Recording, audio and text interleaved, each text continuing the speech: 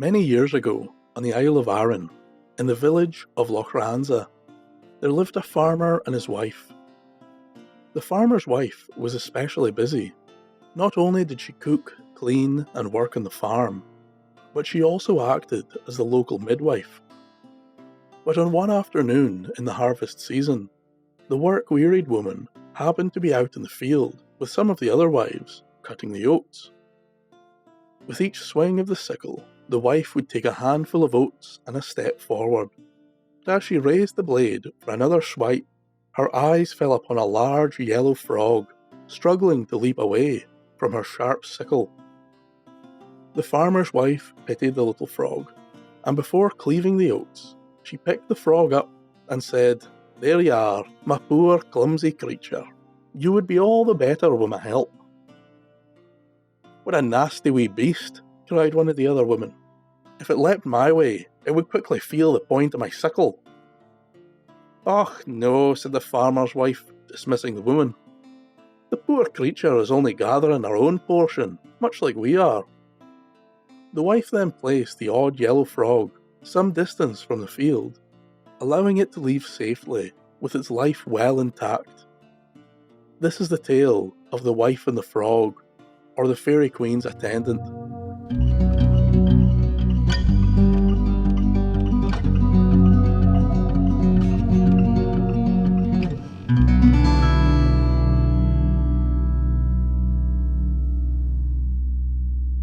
A few days after the woman's odd encounter with the frog, a young man riding atop a grey horse thundered with all haste over the paths and fields to the farmer's house.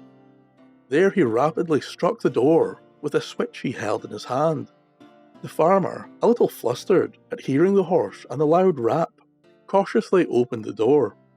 The lad, still mounted, told the farmer to fetch his wife. She was required, as a matter of great urgency, to attend the man's mistress. The farmer called on his wife and told the young man to come inside and have some food, regain his strength while he waited on the midwife. But the man would have none of it. "We'll wait here, where I sit, until she's ready," the lad from the horseback called. The wife now exited the home and told the lad not to be foolish. "Have a bite to eat. It is tradition in these parts, and I will not attend your mistress till you're fed." "Not but a few days ago," the young man said calmly, "you offered your services to my mistress, while she took the form of a frog. Will you now dare to go back on your word?" The woman was instantly taken aback. How could this man know of the frog, or the words exchanged between them? It slowly dawned on the farmer's wife that she in some way offered her services to the spirits or she, and this man was to deliver her there. With some fear in her voice, the woman asked, "Can you promise that I will return home safely and soon?" The young man nodded in agreement, and a deal was made. With all haste, the woman packed for a journey into the unknown. Her husband reluctantly helped her upon the grey horse, and within moments, both the lad and the woman were carried off over the hill at full gallop. Within a surprisingly short time, the pair reached the summit of the hill, and the horse turned towards a great ravine that lay between the ascended hill and the one opposite. "What do you mean to do?" called the woman. "Surely your horse cannot leap the chasm." But before the last words exited her mouth, the horse leapt into the air with such strength it cleared the ravine and landed softly on the other side. "Well done, my grey kitten," the lad called to the creature beneath him. The woman wondered at this odd phrase, but when she looked down, the large grey steed, which the lad and herself rode, had become a giant grey cat. Before the woman had time to process this ever-increasing madness, the cat took off down the hill, and the lad called out, "You're going to the Elfheim, which is not far from here, and you are to attend the Grand Queen of the Doynashi. Before we go much further, I must tell you how to proceed in the fairy land." The man went on to tell the farmer's wife that he could be trusted, and that he himself was human, and wanted the wife to be safe. It would seem that the she had enslaved the lad with powerful magical spells, forcing him to do their bidding for 21 years. The man told of how he only had one more year of service before he could gain his freedom and return home. "You will also have the power to return, if you listen closely to my instructions," said the man. He told the farmer's wife to be very careful while in the elven land. Things are not as they seem, and your eyes are easily fooled. Do as I say, and your vision will be clear. No longer will you be in danger of their deceitful nature, whispered the man as the cat bounded through field and forest. When you arrive, the she will give you 3 kinds of soap, one white, one yellow, and one red. When you find yourself alone, rub the white soap over your right eye only. This will remove the glamour of the she. But take care not to touch your face nor brow with either of the other soaps, or all your efforts will be wasted. When your time is up, I will come to collect you, and the she will gather around you, offering you a variety of amazing gifts. You may take anything, except that which is silver or gold.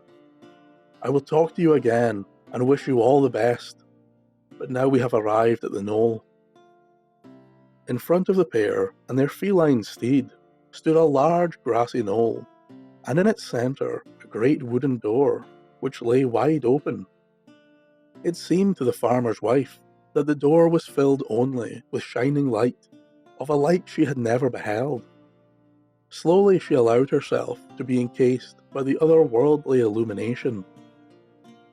The woman now stood in a great palace. The walls and floors were adorned with all manner of intricate gold and silver carvings. On the floor in front of her lay a long table with an abundance of fine food. Round the table sat a great company of beautiful young men and women, dressed all in green, who seemed to glow with an ethereal light. These were the fair folk, the fairies of legend, the noble Doine She. As the figures noticed the wife, they each stood and welcomed her to Elfhame. One of the men approached and politely said, "The Queen awaits you, my lady. Please follow me," before he gracefully led the woman from the feast. As the wife entered the Queen's chamber, again she was met with vast quantities of gold and silver, neatly moulded and crafted into shapes and figures completely alien to her. But her eyes were drawn away from the shining splendour to the remarkable beauty of the fairy queen, who was seated on an ornate throne not far from the wife. The Queen of Elfhame rejoiced to see the farmer's wife. "The day you pitied me in the field was the day I became confident you were the one to care for me," said the Queen in a melodic voice. She then explained that she was soon to give birth, and she would require an attending midwife. And due to the compassion and care the farmer's wife had shown the frog, the Queen wanted her to aid in the birth. The wife was a little awestruck, but eventually agreed to help the Queen. She would stay in Elfhame till the children were born, and would be at the Queen's beck and call every hour of every day. So busy was the woman that she did not have time to use the soaps provided. So days went by as the wife tended the Queen and prepared her for the birth. Eventually, a day came when a child was born to the Queen of Elfhame, and it would be delivered by a simple farmer's wife. Both child and mother were safe and cared for, and for the first time since she had arrived in the elven land, the farmer's wife had a moment to herself in which to use the soap. She crept into the bathing room and discarded the red soap and the yellow soap. Then with the white soap, she gently rubbed her eye. In an instant, her surroundings changed. It was as if a veil had been lifted from the world. The grand palace was now a collection of pits and caverns, which seemed to be hewn out of a dark red gravel. The tall and ethereal beings that lived within were now gone, replaced by small, ill-favoured creatures, terrifying and horrible to behold. For the remainder of her time here, the wife felt as if every minute was a day. No longer was she in the luxurious palace of the queen. Now the wife was a prisoner in the cold, dark reality of the other world. Then on one day, the young lad, riding upon a large grey cat, came to Elfhame. He called on the wife and told her it was time to leave. He was here to keep his promise to her that she would return home safely. Upon hearing this, the gaunt goblin creatures gathered around the wife, and each offered her a token of goodwill. Remembering what the lad had told her, the farmer's wife took each gift gratefully, except those which contained silver or gold. She mounted the cat and swiftly exited the knoll in the same manner as she had entered. Behind her, the woman could see the wicked gathering of the crippled beings as each of their warped faces twisted to a sly smile. The cat was now returned to a grey horse, and the rider drove it down a new path, away from the hills and the ravine. The pair rode straight through a patch of bushes and briars, which tore and ripped at both flesh and cloth. "Throw one of the gifts into the thorns," screamed the lad. The woman quickly did so, and not a moment too soon, as when the gift touched the sharp spines, it erupted in a great blaze of fire, engulfing the entire patch of bushes in a bright red flame. "Keep going," called the man, and one after another, the woman threw the gifts behind the galloping horse, and each time they erupted in devastating fire. With no gifts left, the woman and the lad arrived at the farmer's home, where her husband rushed to embrace his wife. The lad told them, "The flames would have taken both your lives, and your souls would be trapped for eternity in Elfhame. I'm glad you're safe, but my service is not yet complete." The grey steed turned about and returned in the direction it had first taken. The farmer's wife was now safe and free, all thanks to the lad. Unfortunately, the kindly lad was never seen again. His advice had protected the woman, and perhaps it could protect you, as even in our world, things are not always as they seem, and your eyes are easily fooled. Thank you for listening. And a special thank you to all those who support me on Patreon and help me produce these videos. Before I leave, I have a few extras. It is true that the Doinashi can be very odd beings indeed, and function on an entirely different plane of existence and thought than we do. But even then, I find this tale a little suspicious. I wonder if the farmer's wife never actually met the Doinashi, or men of peace, but instead was deceived by darker or more malevolent spirits, such as boggles or shellycoats. This tale, in particular, was quite difficult to find information for.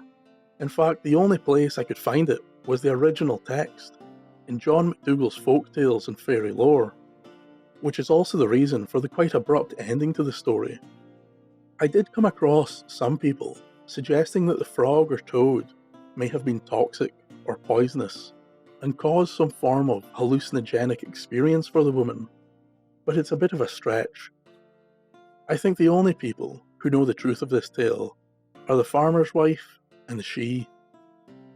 Thanks again, and until next time, Slang Shiva.